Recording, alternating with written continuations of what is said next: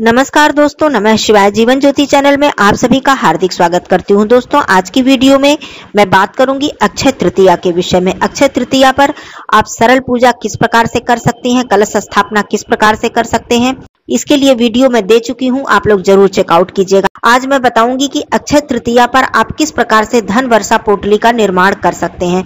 दोस्तों, पूरे वर्ष में कुछ ऐसी तिथियां होती हैं, कुछ ऐसे दिन होते हैं जो इतने ज्यादा महत्वपूर्ण होते हैं, जिसमें माता लक्ष्मी जी स्वयं धन की वर्षा करती हैं। और इस दिन यदि हम माता लक्ष्मी जी को प्रसन्न कर लेते हैं, उनका आशीर्वाद प्राप्त कर लेते हैं, तो हमारे घर में कभी भी धन धान्य की, सुख समृद्धि की कमी नहीं आती है।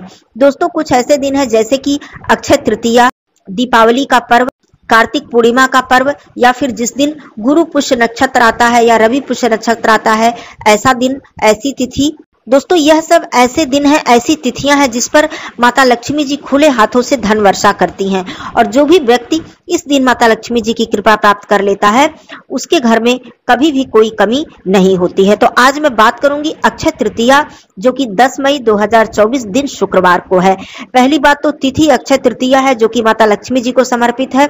दूसरी बात, दिन शुक्रवार है, जो कि माता लक्ष्मी जी को समर्पित है। ऐसा संयोग है, ऐसा दिन है जिसमें आप बहुत सारा लाभ प्राप्त कर सकते हैं। तो आज मैं बात करूंगी बड़े आसानी से, बहुत ही कम सामग्री में और बहुत ही सरलता से आप किस प्रकार से धन वर्षा पोटली का निर्माण करके अपनी तिजोरी में, अपने घर में उसे स्थापित करके आप माता रानी की कृपा प्राप्त कर सकते हैं। आइए देर न करते हुए एक एक सामग्री मैं बताती हूँ, साथ में नियम भी बताऊंगी किस प्रकार से उसे अभिमंत्रित करके आपको रखना होता है। तो आप लोग चैनल पे पहली बार हैं तो चैनल को सब्सक्राइब कर लीजिएगा। वीडियो पसंद आता है तो इसे एक लाइक जरूर कीजिएगा।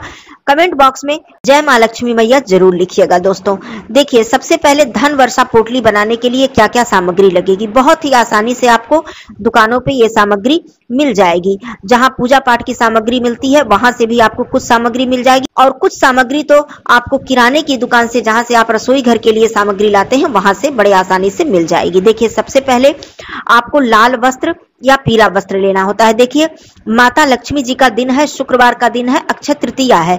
माता लक्ष्मी जी को रेशमी वस्त्र बहुत पसंद है, बहुत ही प्रिय है।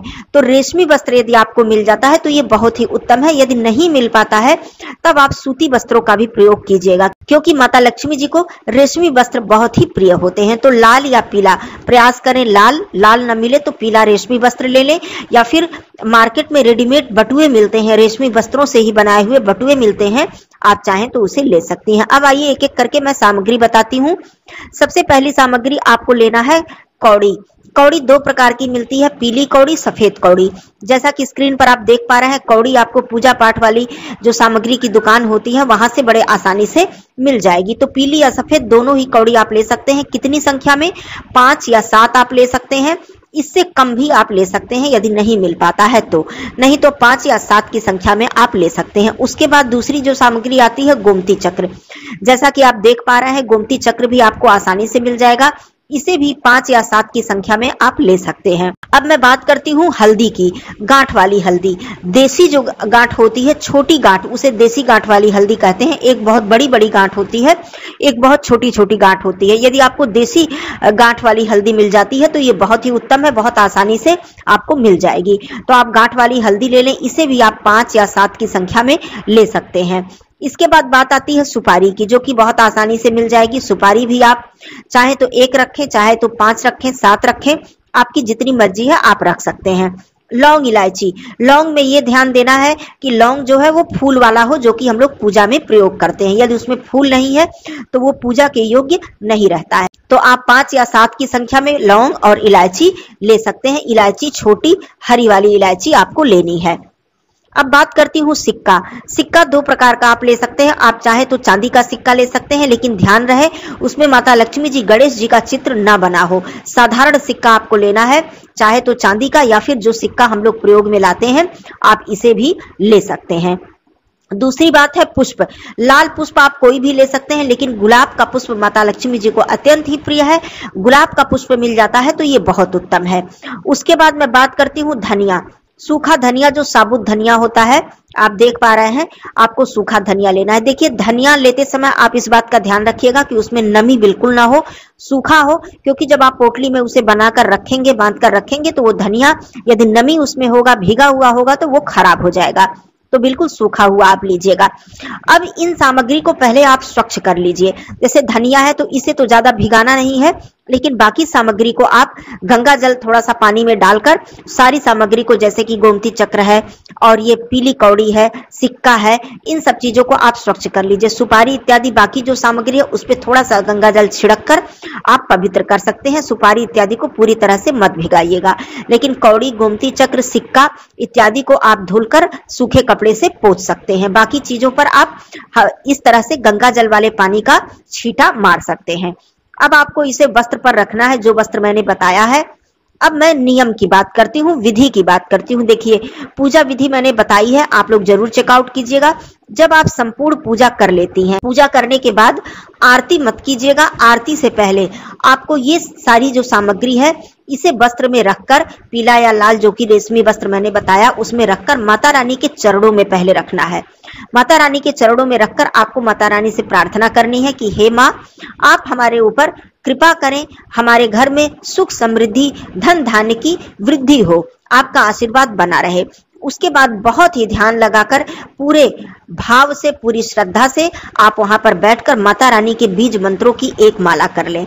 चाहे तो आप माता रानी के बीज मंत्रों की एक माला कर लें, माँ लक्ष्मी जी के मंत्रों की, या फिर आप वहां पर बैठकर श्री सूक्त या कनकधारा स्तोत्र का पाठ कर सकती हैं। तो इस तरह से उसे अभिमंत्रित किया जाता है। आप वहां पर बैठकर बिल्कुल श्रद्धा भाव से इस तरह से आप बीज मंत्रों का जप कर लेते हैं, तो ये बहुत ही अच्छा है। करने के बाद आप वहां पर उस पोटली को छोड़ दीजिए थोड़ी देर, तुरंत आपको वहां से नहीं हटाना है।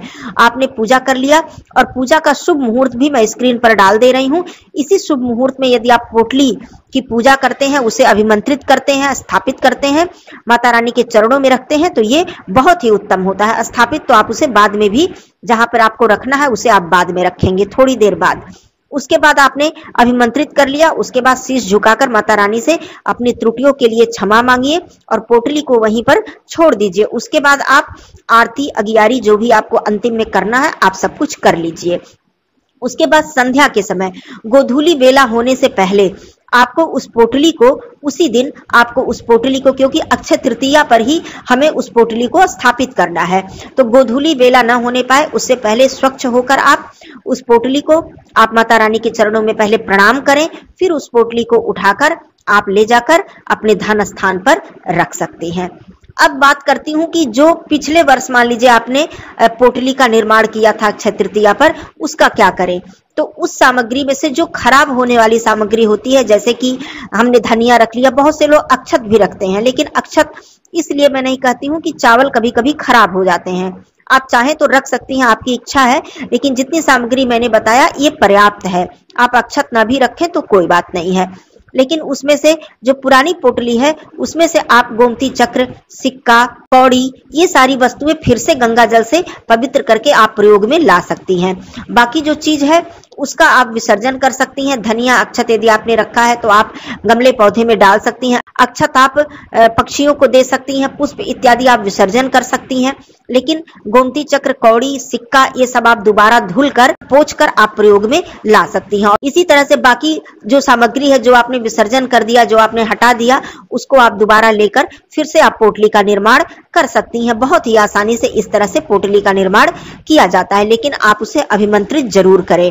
केवल आप सामग्री को लेकर और बांधकर इस तरह से रखने से आपको लाभ नहीं मिलेगा। बिना अभिमंत्रित किए उसका लाभ आपको प्राप्त नहीं होगा।